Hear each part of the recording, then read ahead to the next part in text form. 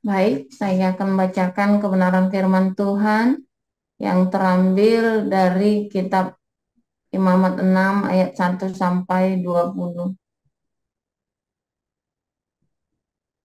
Pas, Pak? Pak Kusarma Gindu sampai. Muhammad 6 Hmm, ayat 1 sampai 15 ya. oke, oke. Baik, beginilah pembacaan kebenaran firman Tuhan.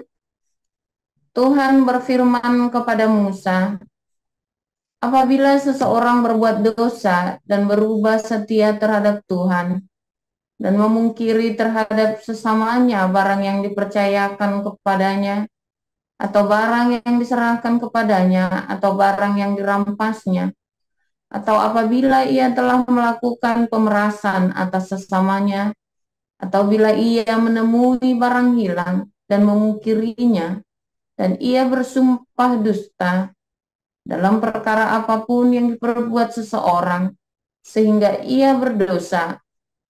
Apabila dengan demikian ia berbuat dosa dan bersalah, maka haruslah ia memulangkan barang yang telah dirampasnya, atau yang telah diperasnya, atau yang telah dipercayakan kepadanya, atau barang hilang yang ditemuinya itu, atau segala sesuatu yang dimungkirinya dengan bersumpah dusta.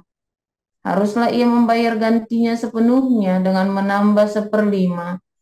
Haruslah ia menyerahkannya kepada pemiliknya pada hari ia mempersembahkan korban penebus salahnya.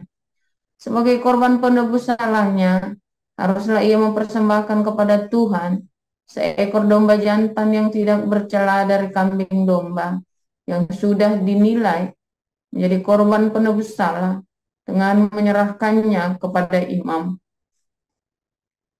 Imam harus mengadakan pendamaian bagi orang itu di hadapan Tuhan, sehingga ia menerima pengampunan atas perkara apapun yang diperbuatnya, sehingga ia bersalah. Tuhan berfirman kepada Musa, perintahkanlah kepada Harun dan anak-anaknya. Inilah hukum tentang korban bakaran. Korban bakaran itu haruslah tinggal di atas perapian, di atas mezbah semalam-malaman sampai pagi. Dan api mezbah haruslah dipelihara menyala di atasnya. Imam haruslah mengenakan pakaian lenannya dan mengenakan celana lenan untuk menutup auratnya. Lalu ia harus mengangkat abu yang ada di atas mezbah sesudah korban bakaran habis dimakan api, dan haruslah ia membuangnya di samping mezbah. Kemudian haruslah ia menanggalkan pakaiannya dan mengenakan pakaian lain, lalu membawa abu itu keluar perkemahan ke suatu tempat yang tahir. Api yang di atas mezbah itu harus dijaga supaya terus menyala, jangan dibiarkan padam. Tiap-tiap pagi imam harus menaruh kayu di atas mezbah, mengatur korban bakaran di atasnya, dan membakar segala lemak korban keselamatan di sana. Harus dijaga supaya api tetap menyala di atas mezbah, janganlah dibiarkan padam. Inilah hukum tentang korban sajian. Anak-anak Harun haruslah membawanya ke hadapan Tuhan, ke depan mezbah. Setelah dihususkan dari korban sajian itu, segenggam tepung yang terbaik dengan minyak, serta seluruh kemenyan yang di atas korban sajian itu, maka haruslah semuanya dibakar di atas mezbah, sehingga baunya menyenangkan sebagai bagian ingat-ingatannya bagi Tuhan. Demikian. Selebihnya haruslah dimakan oleh Harun dan anak-anaknya. Haruslah itu dimakan sebagai roti yang tidak beragi di suatu tempat yang kudus. Haruslah mereka memakannya di pelataran kemah pertemuan. Janganlah itu dibakar beragi. Telah kuberikan itu sebagai bagian mereka daripada segala korban api-apianku. Itulah bagian maha kudus, sama seperti korban penghapus dosa dan korban penghapus salah. Setiap laki-laki di antara anak-anak Harun haruslah memakannya. Itulah suatu ketetapan untuk selamanya bagi kamu turun-temurun. Itulah bagianmu dari segala korban api-apian Tuhan. Setiap orang yang kena kepada korban-korban itu menjadi kudus. Tuhan berfirman kepada Musa, "Inilah persembahan Harun dan anak-anaknya yang harus dipersembahkan oleh mereka kepada Tuhan pada hari ia diurapi. 10 eva tepung yang terbaik sebagai korban sajian yang tetap, setengahnya pada waktu pagi dan setengahnya pada waktu petang. Haruslah itu diolah di atas panggangan bersama-sama minyak. Setelah teraduk, haruslah engkau membawanya dan mempersembahkannya sebagai korban sajian, sesudah dibakar dan berpotong-potong sebagai bau yang menyenangkan bagi Tuhan. Dan imam dari antara anak-anaknya yang diurapi sebagai penggantinya, haruslah mengolahnya. Itulah suatu ketetapan untuk selamanya. Seluruhnya haruslah dibakar bagi Tuhan. Tiap-tiap korban sajian dari seorang imam itu haruslah menjadi korban yang terbakar seluruhnya. Janganlah dimakan." Tuhan berfirman kepada Musa, demikian, "Katakanlah kepada Harun dan anak-anaknya, inilah hukum tentang korban penghapus dosa. Di tempat korban bakaran disembelih, disitulah harus disembelih korban penghapus dosa di hadapan Tuhan. Itulah persembahan maha kudus. Imam yang mempersembahkan korban penghapus dosa itulah yang harus memakannya. Haruslah itu dimakan di suatu tempat yang kudus, di pelataran kemah pertemuan.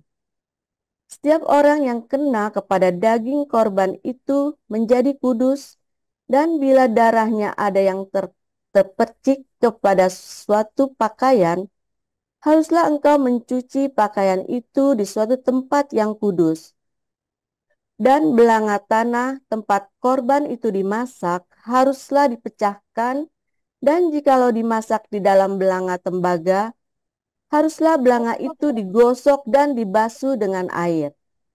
Setiap laki-laki di antara para imam haruslah memakannya. Itulah persembahan maha kudus. Tetapi setiap korban penghapus dosa yang dari darahnya dibawa sebagian ke dalam kemah pertemuan untuk mengadakan pendamaian di dalam tempat kudus, janganlah dimakan, melainkan dibakar habis dengan api." Demikian. Selanjutnya, 1 Korintus 7 ayat 1 sampai 20. Dan sekarang tentang hal-hal yang kamu tuliskan kepadaku adalah baik bagi laki-laki kalau ia tidak kawin. Tetapi mengingat bahaya percabulan, baiklah setiap laki-laki mempunyai istrinya sendiri, dan setiap perempuan mempunyai suaminya sendiri. Hendaklah suami memenuhi kewajibannya terhadap istrinya, demikian pula terhadap suaminya. Istri tidak berkuasa atas tubuhnya sendiri, tetapi suaminya. Demikian pula suami tidak berkuasa atas tubuhnya sendiri, tetapi istrinya. Janganlah kamu saling menjauhi, kecuali dengan persetujuan bersama untuk sementara waktu, supaya kamu mendapat kesempatan untuk berdoa. Sesudah itu hendaklah kamu kembali hidup bersama-sama, supaya iblis jangan menggodai kamu, karena kamu tidak tahan bertaraf. Hal ini kukatakan kepadamu sebagai kelonggaran, bukan sebagai perintah. Namun demikian, alangkah baiknya kalau semua orang seperti aku, tapi setiap orang menerima dari Allah karunia-Nya yang khas, yang seorang karunia ini, yang lain karunia itu. Tetapi kepada orang-orang yang tidak kawin dan kepada janda-janda aku anjurkan, supaya baiklah mereka tinggal dalam keadaan seperti aku. Tetapi kalau mereka tidak dapat menguasai diri, baiklah mereka kawin. Sebab lebih baik kawin daripada hangus karena hawa nafsu. Pada orang-orang yang telah kawin, bukan aku, tetapi Tuhan perintahkan supaya seorang istri tidak boleh menceraikan suaminya. Dan jikalau ia bercerai, ia harus tetap hidup tanpa suami atau berdamai dengan suaminya. Dan seorang suami tidak boleh menceraikan istrinya. Pada orang-orang lain, bukan Tuhan katakan, Kalau ada seorang saudara beristrikan seorang yang tidak beriman, dan perempuan itu mau hidup bersama-sama dengan dia, janganlah saudara itu menceraikan dia. Dan kalau ada seorang istri bersuamikan seorang yang tidak beriman, dan laki-laki itu mau hidup bersama-sama dengan dia, janganlah ia menceraikan laki-laki itu. Karena suami yang tidak beriman itu dikuduskan oleh istrinya, dan istri yang tidak beriman itu dikuduskan oleh suaminya. Andai kata tidak demikian, niscaya anak-anakmu adalah anak-anak cemar, tetapi sekarang mereka adalah anak-anak. Tetapi kalau orang yang tidak beriman itu mau bercerai, biarlah ia bercerai. Dalam keadaan yang demikian, saudara atau saudari tidak terikat. Tetapi Allah memanggil kamu untuk hidup dalam damai sejahtera. Sebab, bagaimanakah engkau mengetahui, hai istri, apakah engkau tidak akan menyelamatkan suamimu?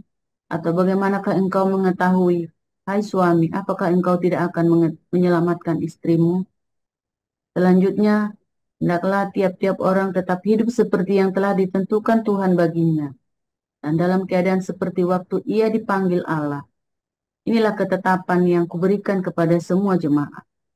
Kalau seorang dipanggil dalam keadaan bersunat, janganlah ia berusaha meniadakan tanda-tanda sunat itu. Dan kalau seorang dipanggil dalam keadaan tidak bersunat, janganlah ia mau bersunat. Sebab bersunat atau tidak bersunat tidak penting. Yang penting ialah mentaati hukum-hukum Allah. Baiklah tiap-tiap orang tinggal dalam keadaan seperti waktu ia dipanggil Allah. Demikian. Sudahkah engkau hamba waktu engkau dipanggil? Itu tidak apa-apa. Tetapi jikalau engkau mendapat kesempatan untuk dibebaskan, pergunakanlah kesempatan itu. Sebab seorang hamba yang dipanggil oleh Tuhan dalam pelayanannya adalah orang bebas milik Tuhan. Demikian pula orang bebas yang dipanggil Kristus adalah hambanya. Kamu telah dibeli dan harganya telah lunas dibayar. Karena itu, janganlah kamu menjadi hamba manusia. Saudara-saudara, hendaklah tiap-tiap orang tinggal di hadapan Allah dalam keadaan seperti pada waktu ia dipanggil. Sekarang tentang para gadis. Untuk mereka aku tidak mendapat perintah dari Tuhan, tetapi aku memberikan pendapatku sebagai seorang yang dapat dipercayai karena rahmat yang diterimanya dari Allah. Aku berpendapat bahwa mengingat waktu darurat sekarang adalah baik bagi manusia untuk tetap dalam keadaannya. Adakah engkau terikat pada seorang perempuan? Janganlah engkau mengusahakan perceraian. Adakah engkau tidak terikat pada seorang perempuan? Janganlah engkau mencari seorang. Tetapi kalau engkau kawin, engkau tidak berdosa. Dan kalau seorang gadis kawin, ia tidak berbuat dosa. Tetapi orang-orang yang demikian akan ditimpa kesusahan badani, dan aku mau menghindarkan kamu dari kesusahan itu. Saudara-saudara, inilah yang ku maksudkan, yaitu waktu telah singkat. Karena itu, dalam waktu yang masih sisa ini, orang-orang yang beristri harus berlaku seolah-olah mereka tidak beristri. Dan orang-orang yang menangis seolah-olah tidak menangis. Dan orang-orang yang bergembira seolah-olah tidak bergembira. Dan orang-orang yang membeli seolah-olah tidak memiliki apa yang mereka beli. Pendeknya, orang-orang yang mempergunakan barang-barang duniawi seolah-olah sama sekali tidak mempergunakannya. Sebab dunia seperti yang kita kenal sekarang akan berlalu. Aku ingin supaya kamu hidup tanpa kekhawatiran. Orang yang tidak beristri memusatkan perhatiannya pada perkara Tuhan, bagaimana Tuhan berkenan kepadanya. Orang yang beristri memusatkan perhatiannya pada perkara duniawi, bagaimana ia dapat menyenangkan istrinya, dan dengan demikian perhatiannya terbagi-bagi. Perempuan yang tidak bersuami dan anak-anak gadis memusatkan perhatian mereka pada perkara Tuhan, supaya tubuh dan jiwa mereka kudus. Tetapi perempuan yang bersuami memusatkan perhatiannya pada perkara duniawi, bagaimana ia dapat menyenangkan suaminya. Semuanya ini kukatakan untuk kepentingan kamu sendiri, bukan untuk menghalang-halangi kamu dalam kebebasan kamu, tetapi sebaliknya, supaya kamu melakukan apa yang benar dan baik, dan melayani Tuhan tanpa gangguan. Tetapi jikalau seorang menyangka bahwa ia tidak berlaku wajar terhadap gadisnya, jika gadisnya itu telah bertambah tua dan ia benar-benar merasa bahwa mereka harus kawin, baiklah mereka kawin, kalau ia menghendakinya. Hal itu bukan dosa. Tetapi kalau ada seorang yang tidak dipaksa untuk berbuat demikian, benar-benar yakin dalam hatinya dan benar-benar menguasai kemauannya, telah mengambil keputusan untuk tidak kawin dengan gadisnya, ia berbuat baik. Jadi, orang yang kawin dengan gadisnya berbuat baik, dan orang yang tidak kawin dengan gadisnya berbuat lebih baik. Istri terikat selama suaminya hidup. Kalau suaminya telah meninggal, ia bebas untuk kawin dengan siapa saja yang dikehendakinya, asal orang itu adalah seorang yang percaya. Tetapi menurut pendapatku, ia lebih berbahagia kalau ia tetap tinggal dalam keadaannya. Dan aku berpendapat bahwa aku juga mempunyai roh Allah. Demikianlah sabda Tuhan. Ya, amin untuk firman Tuhan. Terima kasih para lektor, Bu Sarma, Bu Marjuni, Bu Rosna Baban, dan Ibu Rima. Kita akan mendengar renungan firman Tuhan hari ini dengan tema menguduskan anggota keluargamu. Silakan, Pastor Paul.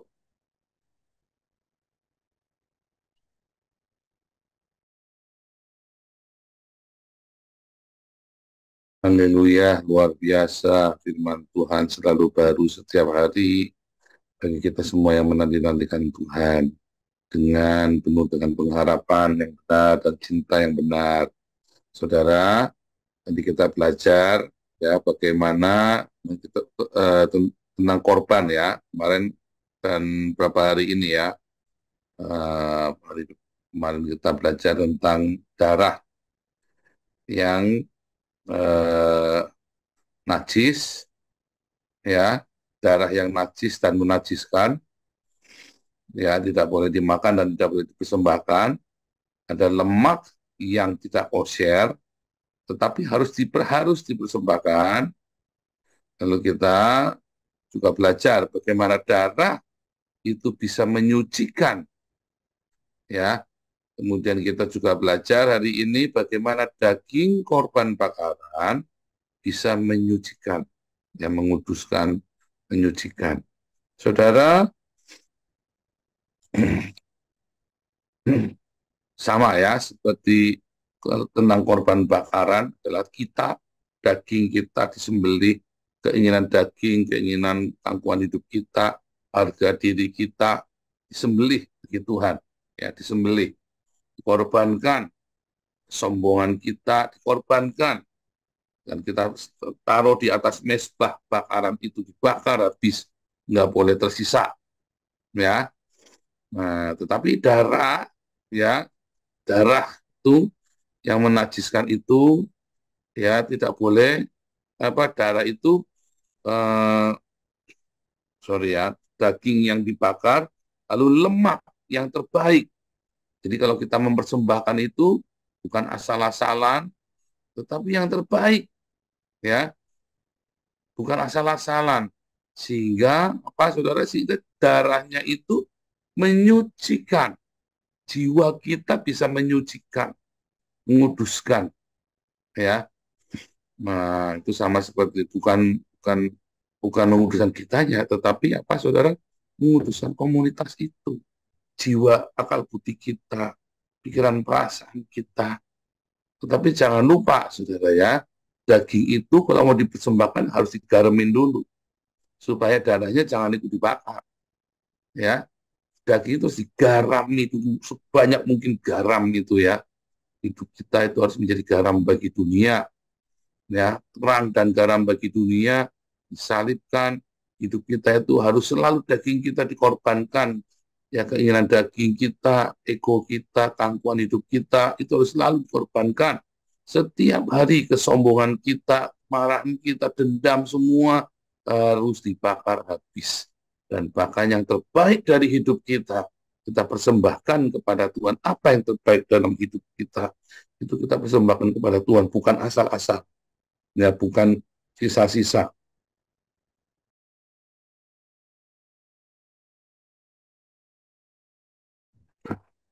Jadi bukan sisa-sisa, tapi yang terbaik dari hidup kita, ya saudara. Nah saudara, tadi ya, korban yang bakaran ini hidup kita, ya, yang sudah dibakar dan lemak-lemaknya wangi bagi Tuhan. Kalau itu kita secara konsisten kita melakukannya, maka siapapun yang kena sama kita akan ikut dikuduskan, saudara. Akan ikut disucikan. Anggota keluarga kita, ya, terkena dengan korban bakaran tersebut. Coba Anda bayangkan, Anda yang tiap hari sangkal diri, pikul salib, hidup di dalam kerendahan hati, bersahaja, Anda selalu mempersembahkan hidupmu sebagai korban bakaran dan selalu berikan yang terbaik. Lalu orang dekat-dekat dengan kamu, saudara, hidupnya, suamimu atau istrimu atau anak-anakmu atau orang tuamu di rumah, apakah dia akan diberkati atau tidak? Pasti akan diberkati. Pasti hidupnya akan menjadi dikuduskan juga. Tapi kalau kamu emosional di rumah, jeder, balik jeder lagi, ngubrak harga diri, jual-jualan, ya, saling ukur harga diri, ukur-ukuran harga, piro, regane piro, 1.000, aku 200.000 le, aduh. Anda mau ukur-ukuran harga diri, saudara, maka hidupmu tidak akan menjadi korban bakaran dan akan menjadi, ya, justru kamu akan menjadi batu sandungan. Keluargamu tidak akan dikuduskan dengan itu. Di dalam 1 Korintus 7 dikatakan, seorang istri atau suami akan menguduskan seluruh isi rumah tangganya. Kalau kamu punya anak bayi, bayi itu pun akan dikuduskan. Bayi itu belum bisa mengenal Yesus, loh. Tetapi semua yang kamu produksi dari dalam hidup keluargamu itu akan dikuduskan oleh apa? Oleh kamu, karena kita percaya kepada Yesus. Dan percayanya bukan cuma percaya, saudara. Ada korban bakaran di situ. Maka seluruh keluargamu akan diberkati oleh hidupmu yang penuh dengan sangkal diri pikul salib setiap hari. Ya, kalau kamu tiap hari saling mengukur harga, waduh, repot, saudara. Kalau tiap hari Anda mengukur hargamu, ya, berapa harganya, repot, saudara. Kenapa? Ya, Anda tidak akan, hidupmu tidak akan menguduskan keluargamu. Keluargamu itu dikuduskan karena korban bakaran darimu itu. Karena kamu penuh dengan cinta, maka keluargamu akan merasakan cinta darimu. Sekalipun keluargamu itu masih penyembah berhala, masih kafir, masih Islam, keluargamu itu masih orang nggak benar, anak-anakmu masih terlibat di dalam hal yang tidak baik. Tetapi karena kamu sudah bertobat dan kamu dibakar hidupmu habis, lalu kamu deket-deket sama anakmu, kira-kira respon anakmu apa, saudara? Dia akan merasakan kesejukan, dia akan merasakan cinta. Kamu dekat-dekat dengan istrimu atau suamimu, kalau harga dirimu masih mahal, ukur-ukuran harga diri, saudara. Tapi karena kamu harga diri sudah terjual habis, dia masih mengukur harga diri sama kamu enggak? Enggak. Dia seperti mukul angin, bingung dia. Nggak ada lawan, berantem nggak ada lawan. Wah, mungkin 5 tahun yang lalu berantem kita cari musuh, aduh, sparring partner. Sekarang mau berantem nggak ada lawan. Akhirnya suami atau istrimu mau berantem nggak? Enggak. Tiap hari akhirnya ada damai sejahtera. Bertobat nggak mereka? Bertobat, saudara. Dia bertobat, ya. Dia bertobat, kata Petrus ya. Maka suamimu, ya, kemudian menjadi percaya karena kesalehan hidupmu, ya. Suamimu, istrimu menjadi percaya karena kesalehan hidupmu, bukan karena kamu rajin ke gereja. Kamu rajin ke gereja tiap hari ngukur harga diri, mumet dase, saudara. Ya kan, Pak Pendeta dilayani, suamimu nggak dilayani. Kata suaminya, kamu jadi bininya Pak Pendeta aja deh. Begitu, saudara. Tapi ketika seorang istri, seorang suami menjadi korban bakar, disalibkan tiap hari di rumah, anak-anak lihat, apalagi ini suami istri sudah bertobat, anak-anak melihat, anak-anak itu dikuduskan, enggak? Jangankan melihat, nggak ngerti, dia masih umur 3 tahun nih anaknya nih, dia merasakan cinta dari orang tuanya, enggak? Merasa cinta dari orang tuanya. Nah, itulah proses pengudusan dalam keluarga. Firman Tuhan berkata, satu orang diselamatkan, seluruh keluarganya akan diselamatkan. Masalahnya, kamu benar-benar selamat nggak? Kamunya bukan benar-benar selamat, tapi kamu malah selamat pagi, selamat siang, selamat bertengkar, selamat gebuk-gebukan. Ya kan, Anda bukan selamat beneran, tapi selamatnya selamat rahayu, selamat raharjo, saudara. Anda nggak selamat bener-beneran. Selamat yang benar-benar itu ada sangkal diri pikul salib. Barang siapa mau ikut aku, dia harus sangkal dirinya tiap hari, pikul salibnya tiap hari. Ya kan? Itu yang korban bakaran. Kita gagal menjadi korban bakaran setiap hari, setiap pagi dan petang. Di rumah, di tempat kerja, dan di rumah, pagi dan petang. Kita gagal menjadi korban bakaran pagi dan petang. Kita dibakarnya cuma waktu pagi di tempat kerja.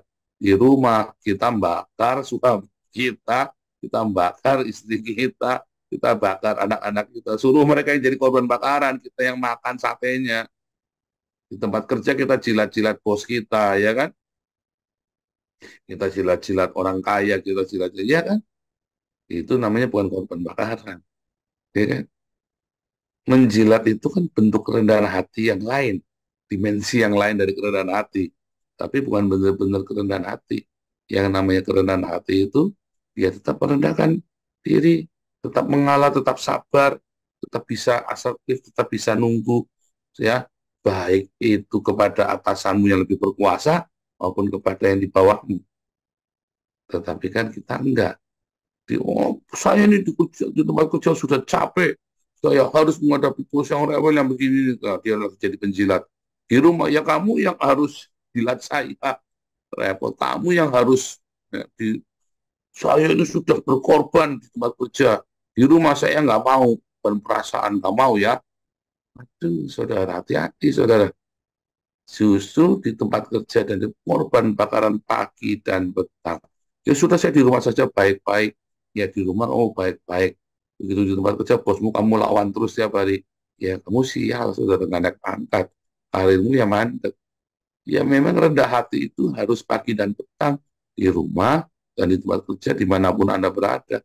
Anda harus tetap selalu rendah hati.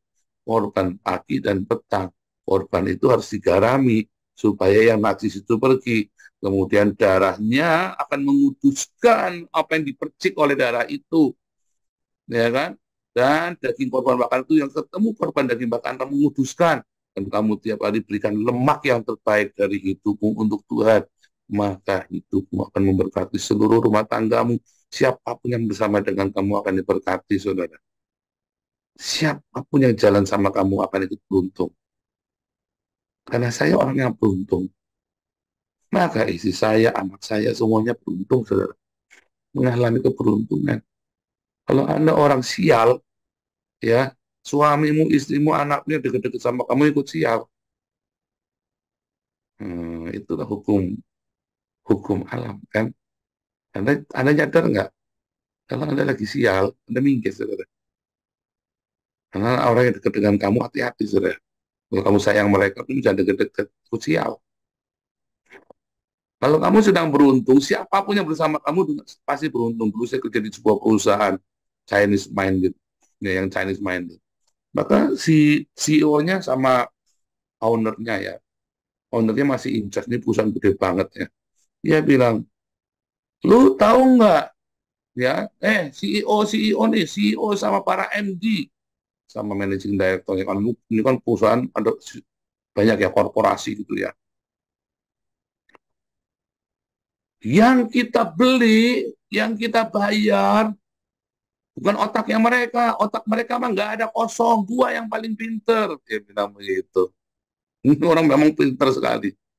Yang kita beli adalah keberuntungannya mereka. Mereka datang bawa hoki. Mereka bawa hoki semua, 10 orang. GM kita, manajer kita, direktur kita bawa hoki.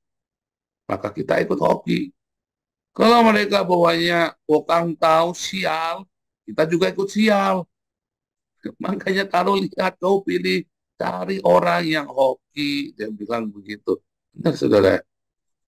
Kamu dekat-dekat orang hoki, ya kamu ikut hoki, saudara. Kamu dekat orang sial, kamu ikut sial. Kamu mau kumpul sama siapa? Beneran ya. Orang itu ras diskriminasi. Bukan. Kenapa orang itu sial? Karena tidak ada kemuliaan Tuhan dalam hidupnya. Kalau orang punya kemuliaan Tuhan di dalam hidupnya, tidak mungkin bahwa sial. Ya, orang yang punya kemuliaan Tuhan dalam hidupnya tidak mungkin sial, saudara. Kalau Anda sangkal dipikul salib setiap hari, berikan yang terbaik bagi Tuhan. Ada pengurapan Tuhan. Kamu bilang yehi wa yehi, jadi terjadilah. Ya, setan orang doyong, demit orang dulit, saudara. Kamu selalu beruntung di dalam Tuhan. Keluargamu akan diberkati. Tuhan Yesus memberkati.